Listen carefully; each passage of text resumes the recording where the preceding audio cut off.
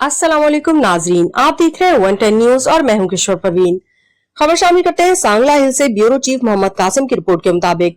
NA 111 Chaudhary Mohammad बरजीज Tahir साबका वफाकी वजीर उमूर कश्मीर और मियां इजाज हुसैन भट्टी साबका MPA PP 131 की कयादत में सैकड़ों गाड़ियों और बसों का काफिला मियां नवाज शरीफ के इस्तकबाल के हवाले से लाहौर की तरफ गामजन। लेबर विंग, मुस्लिम लीग नून ननकाना साहब, हुमायूं नंबरदार, जलई सदर और मुकद्दर अली काहनो PP 131 के सदर भी नौजवानों के हमरा हल्का NA 111 और PP 131 के लीडरान के हमरा अपने कायद के इस्तकबाल के लिए निकल पड़े हैं। याद रहे कि आज मुस्लिम लीग नून के सरबराह मियां मोहम्मद नवाज शरीफ 4 साल के बाद लंदन से पाकिस्तान वापस आ रहे हैं